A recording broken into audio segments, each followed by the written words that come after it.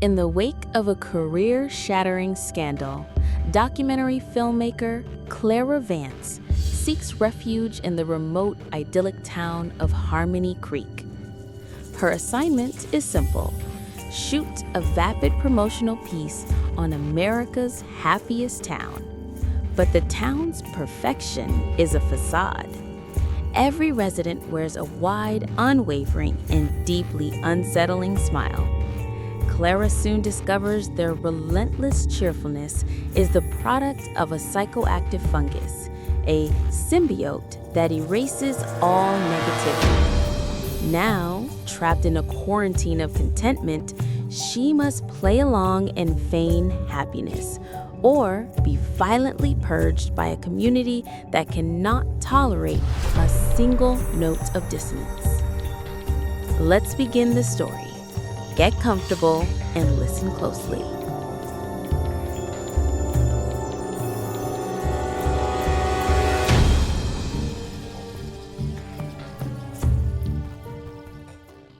The winding mountain road that led to Harmony Creek felt like a descent into a forgotten world. For Clara Vance, it was a descent in more ways than one. Each curve in the asphalt carried her further from the smoldering ruins of her career and deeper into professional purgatory. Her last documentary, a scathing exposé on a predatory tech billionaire, had been her magnum opus. It was also her downfall. A single, misattributed source, a cleverly fabricated piece of evidence she'd missed, and her entire investigation imploded. The billionaire walked, and Clara was branded a fraud. Now, instead of hunting giants, she was on her way to film a fluff piece for a third-rate travel blob about America's happiest town. The irony was so bitter, it tasted like acid. As she rounded the final bend, the valley opened up before her, and the sight stole the breath from her lungs. Harmony Creek wasn't just pretty, it was breathtakingly, impossibly perfect. It was a meticulously crafted postcard brought to life. Neat, colorful houses with wraparound porches were adorned with blooming flower boxes. Manicured lawns, free of a single weed, rolled down to pristine white picket fences. The air, filtered through miles of pine and cedar, was crisp and clean. It was the kind of place that seemed to exist outside of time, untouched by the messiness of the modern world. A welcome sign, carved from a single log of polished oak, read, "Harmony Creek, leave your worries behind." Beneath it, a smaller, hand-painted sign added, "Smile, you're home." Clara parked her dusty sedan in front of the town hall, a charming brick building with a bell tower that looked like it had been pulled from a storybook. Before she could unbuckle her seatbelt, a man emerged from the building, gliding toward her with an unnerving smoothness. He was handsome, in a wholesome, ageless way, with silvering temples and a crisped blue suit. But it was his smile that seized Clara's attention. It was a masterpiece of dental work, wide and brilliant, yet it didn't quite reach his eyes. His eyes held a placid, unblinking intensity. "Clara Vance, we've been so looking forward to your arrival. I'm Mayor Thompson. On behalf of all of us here in Harmony Creek, welcome." "Thank you, Mayor," Clara said, forcing a polite smile that felt flimsy and inadequate next to his. "It's beautiful here." "We think so," he beamed, the smile somehow growing wider. "We believe that a harmonious environment cultivates a harmonious spirit. You'll find everyone here shares that belief. We are a community, in the truest sense of the word." As he spoke, other residents passed by, a mail carrier, a woman tending to a rose bush, a group of teenagers on bicycles. Every single one of them turned, caught her eye, and gave her the exact same wide, placid, unwavering smile. It was like a uniform. At first, Clara thought it was a charming, if bizarre, town-wide gimmick, a committed brand, but the sheer consistency was unsettling. It lacked the natural ebb and flow of human emotion. There was no hint of tiredness, no flicker of annoyance, no trace of distraction, just the smile. The mayor personally escorted her to the Harmony Creek Inn, a sprawling guest house that smelled of lemon polish and fresh linen. The check-in process was a continuation of the same surreal performance. The innkeeper, a woman named Carol, greeted her with the signature smile. A young man, whose name tag read Elias, carried her bags to a room, his own smile fixed firmly in place. "If you need anything, Miss Vance, anything at all, just ask," he said, his voice pleasant but flat. "Thanks, Elias," Clara replied, watching him closely. There was something in his eyes, a flicker of what? It was gone before she could name it. In her room, a welcome basket sat on the antique desk. Alongside local jams and a map of the town, there was a small, branded thermos. A note attached read, "Enjoy a cup of our famous Harmony blend tea. It's the secret to our serenity."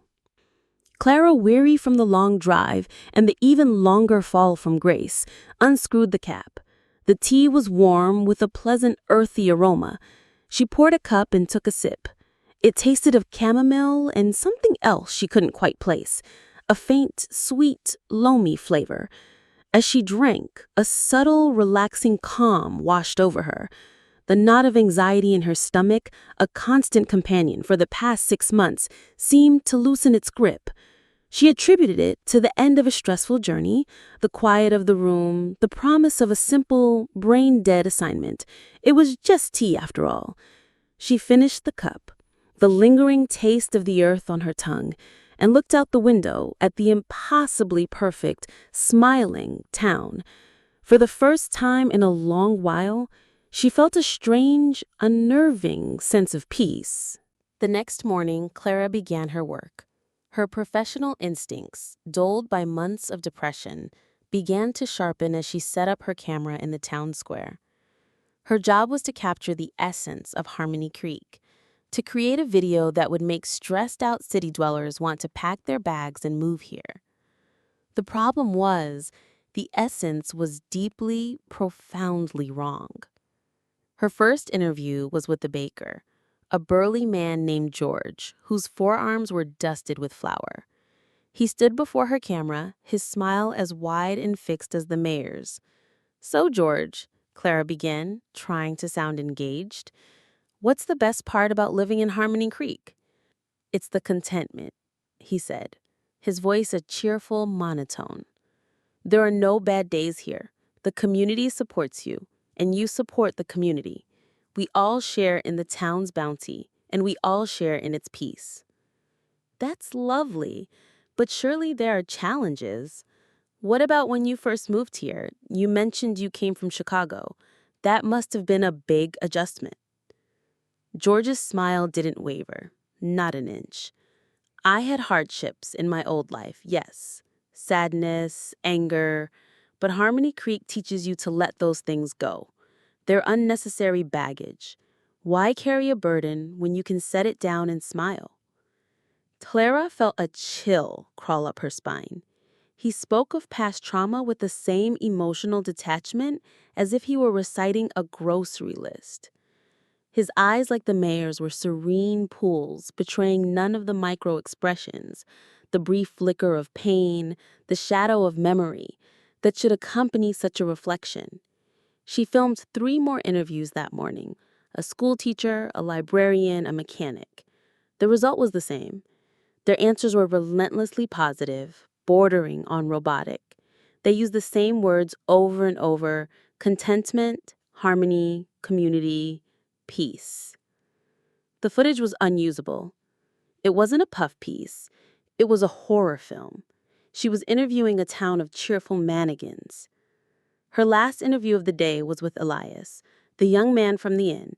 She'd requested him specifically, hoping his youth might yield a more authentic response. She set up in the inn's quiet, sun-drenched lobby. "So, Elias," she started, keeping her tone casual, "you grew up here?" "Yes, ma'am. Born and raised," he said, the standard issue smile firmly in place. "And your family, do they all live in town?" It happened then. For a fraction of a second, the mask slipped, As he said the word family, his smile flickered. His eyes lost their placid emptiness, and for a breathtaking instant, they filled with a profound, soul-deep sadness. A desperate longing. It was the face of a prisoner staring out at a world he couldn't reach. Clara's heart hammered in her chest. She saw it. She knew she saw it. Then, as if a switch had been flipped, it was gone. The smile snapped back into place, wider and more rigid than before. The light in his eyes was extinguished, replaced by that familiar, placid calm. "My parents, they live outside," he said, his voice once again perfectly pleasant. "But my home is here. This is where I'm content." Clara's hand was trembling slightly on the camera's focus ring. She had captured it, that fleeting, heartbreaking moment of truth. It was the first real thing she had seen since arriving. Later that afternoon, shaken, Clara walked through the town, her senses on high alert. She started to notice the absences. She saw a young boy trip and fall hard on the cobblestone path. Her mother rushed to him, her face wreathed in a serene smile. She helped him up, brushed him off, and whispered something in his ear. The boy, whose face had been contorted in a silent cry, immediately stopped, looked at his mother, and produced a wobbly, miniature version of the same empty smile. There were no tears, no tantrum. A little while later, a delivery van, clearly from out of town, took a corner too sharply, forcing a local driver to slam on his brakes. The local man didn't honk or gesture. He simply stopped, his patient smile unwavering, and gave the flustered delivery driver a serene, forgiving wave. The complete lack of normal human conflict was more unnerving than any open hostility. It wasn't peace. It was an erasure, an enforced, unnatural tranquility that felt like holding your breath underwater. The pressure was building, and Clara was starting to feel like she was running out of air. The next 2 days blurred into a landscape of relentless smiles and unnerving calm. Clara's unease grew into a persistent, gnawing dread. She began to notice a pattern she'd previously dismissed. The Harmony Blend tea wasn't just a welcome gift, it was omnipresent. It was served at the inn's breakfast buffet, offered in every shop, and brought out on a tray during town meetings. Alongside it was a specific type of bread from the local bakery, a dense, dark loaf with an earthy, slightly sweet flavor. The tea and the bread were the staples of every meal, offered constantly, politely, insistently. More disturbingly, Claire started to feel their effects on a deeper level. The constant low-grade stress that had been her companion for years was muted. Her cynicism felt distant, like a memory of a different person. When she reviewed her uncanny footage, the professional frustration she should have felt was blanketed by a strange, fuzzy placidity. The feeling was, on the surface, pleasant. It was a chemical piece, a soft blanket thrown over the sharp edges of her mind. But the awareness of it was terrifying. It wasn't her own calm. It was borrowed. It was invasive. The true nature of the town's harmony was laid bare on her fourth day. A tourist convertible, a flashy red sports car, broke down spectacularly in the middle of the town square, a plume of steam hissing from under its hood. The driver, a man in a loud Hawaiian shirt and sunglasses, got out, his face a mask of crimson fury. "Piece of junk," he roared, kicking the tire. He pulled out his phone, stabbing at the screen. "No service! Of course there's no service in this cutesy little hellhole!" The outburst was like a rock thrown into a perfectly still pond. It was raw, negative, and jarringly human. Instantly, the placid surface of Harmony Creek responded. From all sides, residents began to converge on the men. They didn't run. They walked with a serene, purposeful calm. Mayor Thompson appeared, along with the baker, the innkeeper, and a dozen others. They formed a loose circle around the furious tourists, their faces identical masks of benevolent concern. "Is there a problem, friend?" Mayor Thompson asked, his voice dripping with soothing reason. Is there a problem? My $100,000 car is dead. I'm stuck in the middle of nowhere, and I can't even call a tow truck. That's the problem, spat the man. There is no need for anger, the baker said, offering a slice of the dark bread on a napkin. Anger doesn't fix an engine. Have some tea, the innkeeper added, holding out a steaming cup. It will help you calm down. They surrounded him not with menace, but with an intense, focused wave of tranquility. They smiled their unnerving smiles, their collective placidity a palpable force. Clara, watching from the steps of the town hall with her camera, saw the anger visibly drain from the man's face. His tense shoulders slumped, his flushed features went slack. His rage was simply absorbed, overwhelmed by the sheer psychic weight of their harmony. He looked around, confused, as if waking from a dream. I guess it's not so bad, he mumbled, his voice suddenly quiet. He took the bread and ate it. He accepted the tea and drank it. As the residents began to calmly push his car to the side of the road, a faint, unnerving smile began to form on his own face. It was slack and unfamiliar, a poor imitation, but it was there. He had been soothed. He had been converted. Alarm bells screamed in Clara's head. This wasn't hospitality. It was a nonviolent assault, a psychic intervention. That evening at the inn, when Elias offered her the nightly cup of Harmony Blend tea, she flinched. No, thank you, she said, her voice tighter than she intended. I might be allergic to one of the herbs. Elias's smile remained, but it became more fixed, a little more strained at the edges. Oh, that's a shame. It's so good for you. The next day, she refused to bread at breakfast, claiming a gluten intolerance. The cheerful facade of the other diners didn't crack, but their eyes lingered on her a little longer. Their smiles seemed colder, more watchful. Later that afternoon, Mayor Thompson found her by the creek, skipping stones. Clara, he said, his benevolent smile firmly in place. I hear you haven't been partaking in our local fair. Is everything to your liking? I'm fine, thank you. Just some dietary restrictions. He moved to stand beside her, his presence feeling heavy, suffocating. I see, he said softly. But you must understand, sharing in the town's bounty is the key to understanding our harmony. To reject one is to reject the other. We wouldn't want you to feel dissonant. The word hung in the air, a thinly veiled threat. Dissonant. It was a musical term, but here it sounded like a diagnosis, a verdict. The moment Clara stopped consuming the tea and bread, the chemical blanket was lifted. Her own mind came roaring back, and the contrast was sickening. The cynicism, the anxiety, the low-level dread she'd been carrying for months returned with a vengeance, now feeling deafeningly loud in the serene quiet of Harmony Creek. Her journalistic skepticism, which had been lulled into a fuzzy slumber, awoke, sharp and ravenous. Every placid smile now looked like a predator's grin. Every offer of food felt like an attempt to poison her.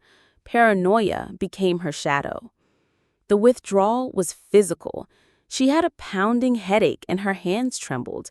Sleeping was nearly impossible.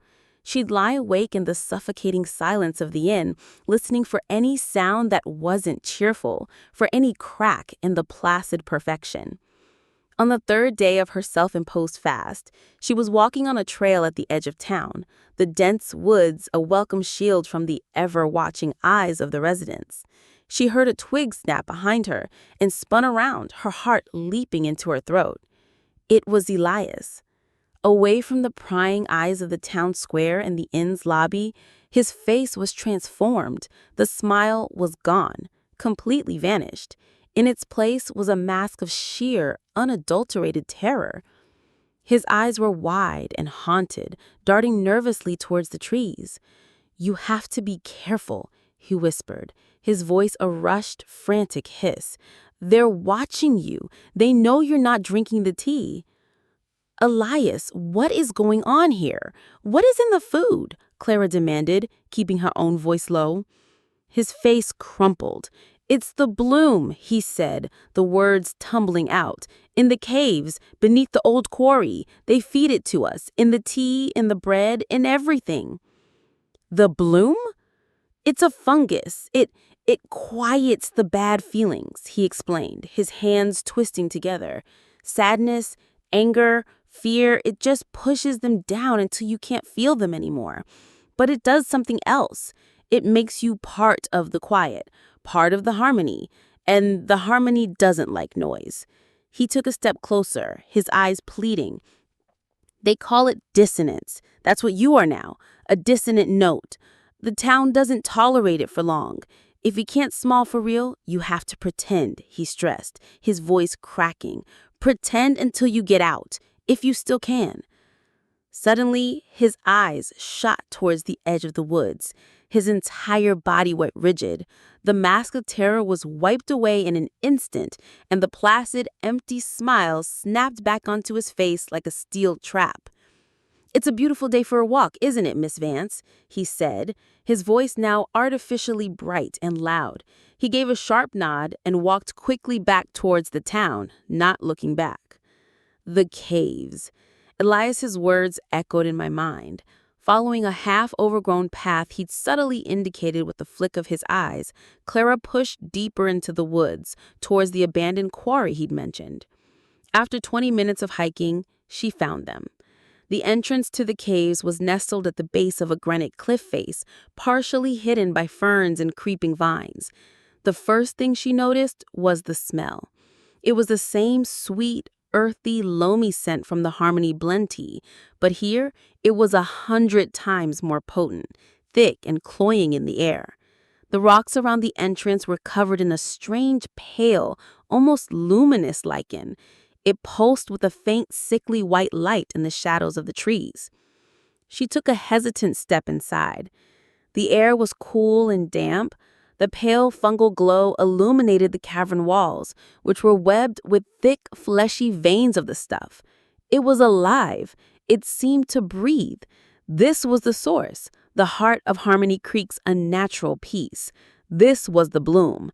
And as she stared into the glowing, silent heart of the town's secret, she felt a profound sense of dread.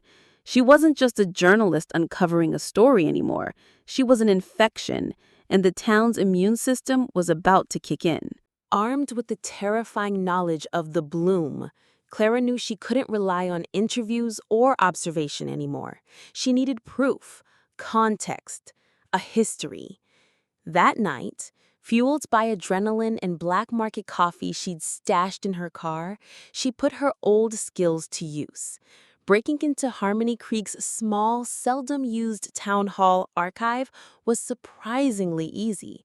No one locked their doors in a town without conflict. The archive was a single, dusty room filled with filing cabinets and cardboard boxes. She worked quickly, her flashlight's beam cutting through the darkness. She wasn't looking for property deeds or birth certificates. She was looking for the beginning. And she found it, tucked away in a metal box labeled Town Foundation Committee, 1972. The documents inside shattered her perception of the town's origins. Harmony Creek wasn't founded by religious pioneers or hopeful homesteaders. It was an experiment. The founders were a fringe collective of experimental psychologists, botanists, and sociologists from UC Berkeley, disillusioned by the turmoil of the late 1960s. They believed they had found the key to eliminating human conflict, the cure for mankind's violent soul. She found the journal of the lead botanist, a Dr. Alistair Finch. His early entries were filled with manic excitement. October 12, 1971. We have found it, a unique psychoactive fungus, a species of cordyceps previously unknown. It grows only in the geothermal vents of these caves. Local lore called it peace lichen. The indigenous populations avoided it, claiming it stole a man's sorrows, but also his spirit. They were closer to the truth than they knew. Clara's blood ran cold as she read on. Finch's notes detailed the symbiotic, or rather parasitic, pact they made with the fungus, which they christened the bloom. March 4th, 1972. The effects are beyond our wildest hypotheses. When processed and consumed, we find a simple tea infusion is most effective. The active compounds aggressively target and suppress the neural pathways associated with negative emotions. Fear, anger, grief, sadness. They're chemically muted, replaced by a state of sustained, placid contentment. It is a biological key to utopia. But it was the later entries that reveals the true horror. The bloom didn't just pacify, it connected. September 21st, 1973. A stunning development. The bloom appears to foster a low-level psychic link between hosts who regularly consume it, a hive mind empathy. The collective can literally feel the emotional state of the group. We can sense harmony. More importantly, the collective can sense dissonance. An individual experiencing strong negative emotions registers as a form of psychic static, a painful irritant to the whole. The group is then biologically compelled to soothe the source of the static, to bring it back into harmony. The smiling interventions, the offers of tea and bread, it wasn't a conscious choice. It was a biological imperative, like antibodies rushing to fight an infection. Clara was the infection. She found the final terrifying log entry on a loose, sweat-stained page shoved in the back of the journal. It was written by a different hand, another member of the founding team. May 11th, 1975. Alistair tried to stop. He said he missed his sorrow. He wanted to feel grief for his late wife again, to feel the texture of a real life. He ceased taking the bloom. For 3 days, he was fine. On the 4th day, as his natural emotions returned, the collective felt it. We all felt it. His pain was a scream in the quiet of our minds. We didn't plan what happened next. We just reacted. We surrounded him. We didn't touch him. We just focused our calm on him, smiled at him, willed him to be peaceful. The psychic pressure, the sheer weight of our collective harmony bearing down on his dissonant mind was too much. He started screaming. Then he just stopped. A complete catatonic breakdown. We purged him. We purged the dissonance. He is cared for, fed, and content. But Alistair is gone. There is only harmony now. Clara dropped the page as if it were on fire. This was their enforcement mechanism. Not violence, not murder, but something far more insidious. A psychic lobotomy. They didn't cast out the dissonant elements. They broke them, absorbed them, and erased them, leaving behind another smiling, empty shell. The knowledge from the archives changed everything. Clara was no longer just an unnerved observer. She was a marked woman. Her fear, her skepticism, her very essence as a cynical outsider was now a screaming, dissonant note in the town's placid symphony. And the orchestra was turning against her. The residents' behavior shifted from politely insistent to predatory.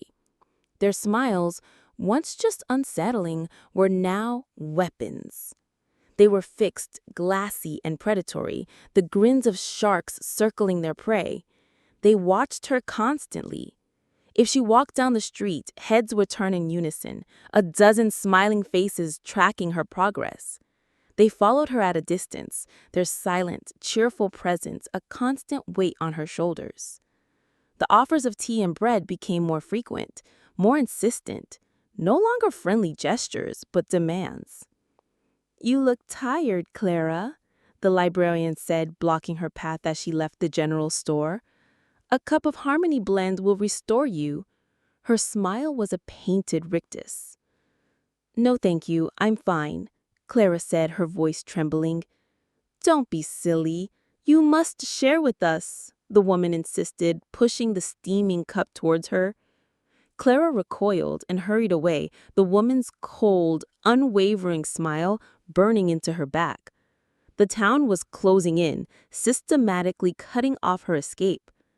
She went to her car intending to just leave, to abandon the job and flee. She found the rear driver's side tire was perfectly, expertly flattened. There was no nail, no visible puncture. The valve stem had been removed. Panic clawed at her throat.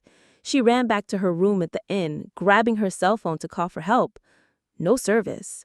She tried the landline in her room. Dead. A dial tone that went nowhere. Desperate, she tried her laptop. The only available network was Harmony Creek public Wi-Fi. When she connected, she found her emails wouldn't send. Every news site, every social media platform, every search engine was blocked. All that loaded was the town's own website, a cheerful, smiling portal to nowhere. She was physically and digitally trapped. The town wasn't just observing her anymore. It was quarantining her. Her last, desperate hope was Elias. She found him trimming the hedges in front of the inn, his movements stiff and robotic, the familiar smile plastered on his face. She waited until no one else was in earshot. "Elias, you have to help me," she whispered urgently. "They've flattened my tire. The phones are dead. They're trapping me here." He didn't look at her, his shears snipping at the leaves with frantic precision. "It's too late," he whispered back, his smile not faltering even as his voice trembled with terror. "The mayor, he's been talking to people. He says your pain is very loud. It's hurting the community." "What are they going to do?" Clara breathed, her heart pounding. Elias finally risked the glance at her, his eyes screaming a warning that his smiling mouth could not. "He's calling a special community picnic for this evening, in the town square. You have to understand what that means. It's a purge. They're going to purge the dissonance." The evening sun cast long, ominous shadows across the town square as the residents of Harmony Creek gathered. The community picnic was not a celebration, it was a ritual. Blankets were spread on the grass, but no one sat. Instead, the entire town, men, women, and even the eerily placid children, formed a silent, smiling circle in the center of the square. Clara stood in the middle, a specimen under a microscope. The air was thick with their collective, focused calm. It was a physical pressure, a heavy blanket of tranquility that threatened to suffocate her. Her own frantic heartbeat and shallow breaths felt like acts of violent rebellion. There was no escape. The smiling circle was unbroken. Mayor Thompson stepped forward from the circle, his own smile the most benevolent and terrifying of all. In his hands, he held a single, ornate ceramic cup from which a familiar, sweet-smelling steam arose. "Clara," he said, his voice resonating with a fatherly, chilling pity. "Your pain has become a burden to us. It is a loud, grating noise in the heart of our peace. You came here to film our happiness, but you cannot understand it because you refuse to accept it." He glided closer, offering her the cup. The scent of the bloom was overwhelming, a concentrated, potent dose.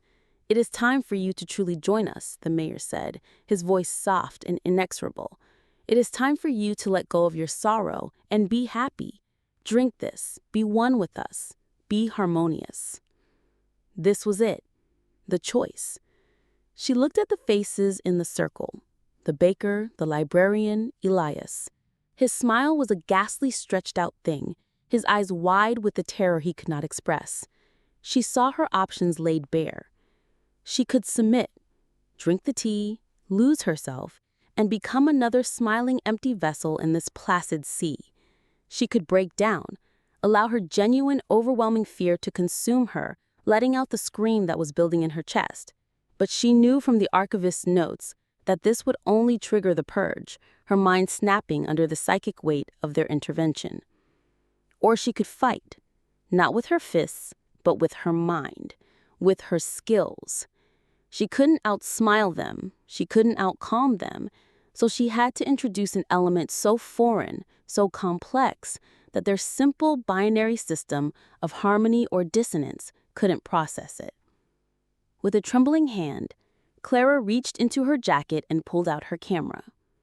The crowd murmured, their smiles faltering for a beat. They expected her to film them, to document her own demise. Instead, she turned the lens on herself. She hit record. Staring into the small black lens, she began to speak, her voice cracking, raw, and utterly, beautifully human. "My name is Clara Vance," she began, tears starting to well in her eyes. She didn't fight them. She let them fall. "I came here because I am a failure. My last film, I destroyed a man's life. He wasn't a good person, but I used a lie to prove it. And I was so arrogant, so sure I was right, that I hurt people. I hurt my source, I hurt my reputation, and I hurt the truth." She took a ragged breath, her voice gaining strength as the story poured out. "And the worst part, the part I've been running from, I'm not even sure I regret the lie. I only regret getting caught. And that thought makes me feel so ashamed, so lonely." She wasn't just broadcasting fear or anger, simple static they could absorb. She was broadcasting a story, a confession, a complex, messy, and profoundly human cocktail of guilt, shame, regret, pride, and sorrow.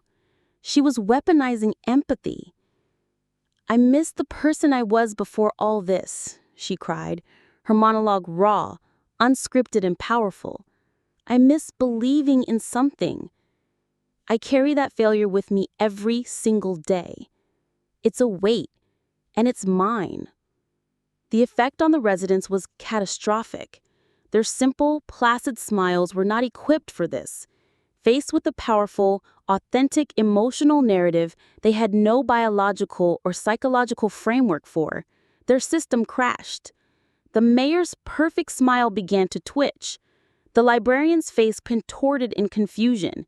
A man in the front of the circle let out a choked sob. Then another. For the first time in years, maybe decades, the residents of Harmony Creek began to cry. The psychic dam, built to hold back every negative feeling, had just been shattered by the weight of a single, true story. The hive mind harmony fractured, collapsing into a cacophony of unprocessed, raw human emotion. The scene in the town square descended into a beautiful, terrifying chaos. The sound of a single person crying was soon joined by another and another, until the square was filled with a chorus of weeping. Decades of suppressed grief, frustration, and sadness erupted to the surface. Smiles broke, contorting into grimaces of pain. People clutched their heads, stumbled around aimlessly, or simply fell to their knees, overwhelmed by the sudden, violent return of their own humanity. The psychic harmony that had bound them together was gone, replaced by a storm of individual sorrows. In the ensuing pandemonium, no one was watching Clara. She was no longer the focus. The dissonant note had been drowned out by their own internal noise. She saw Elias, his face streaked with tears, his fake smile finally gone, replaced by a look of profound relief and terror. He caught her eye and gave a single sharp nod towards her car. Clara didn't hesitate. She slipped through the disoriented crowd, running as fast as she could towards the inn's parking lot. Elias was already there, kneeling by her car. He wasn't sabotaging it, he was fixing it, his hands deftly screwing the tire's valve stem back into place. He must have stolen it earlier, a small act of self-preservation that he was now reversing in a final act of rebellion. He gave the tire a few quick pumps from a portable inflator, then looked up at her. "Go," he mouthed, his eyes wide. "Just go." Clara jumped into the driver's seat, turned the key, and stomped on the gas. The car fishtailed on the gravel before finding purchase on the asphalt. She didn't look back. She drove through the town where weeping residents now wandered like ghosts, their perfect world shattered around them. She didn't know if she had cured them or condemned them. Had she reintroduced the beauty of a full emotional spectrum, or had she just unleashed a nightmare of unprocessed trauma upon a population utterly unequipped to handle it? The ambiguity was a chilling weight in her gut. She had escaped, but she had also detonated a bomb in the heart of their fragile peace. Months later, Clara was back in her cramped city apartment. The air was thick with smog, the sounds of sirens were her lullaby, and it had never felt more like home. She never released the puff piece on Harmony Creek. Instead, she sat in her editing bay for weeks, fueled by coffee and a renewed, terrifying sense of purpose. She compiled all her footage, the unnerving interviews, the shot of the tourist conversion, the horrifying discovery in the cave, and the raw, tear-streaked footage of the final picnic. She pieced together a new documentary, a stark, honest, and cautionary tale. The film's final scene and the story's last word was not her own dramatic monologue. It was the clip she had shot in the inn's lobby on her second day. The simple, quiet moment when she had asked Elias about his family. She zoomed in, freezing the frame on the single, fleeting instant his smile had cracked. The moment that revealed the profound, oceanic sadness hidden just beneath the perfect, placid surface. She finished the final cut. She typed out the title, simple and chilling. She uploaded the file to a dozen streaming platforms, a single act of bearing witness. The title read, Harmony Creek, Fade to Black. Enjoyed the story? Don't forget to like, share, and subscribe for more. We'd love to hear your thoughts in the comments below.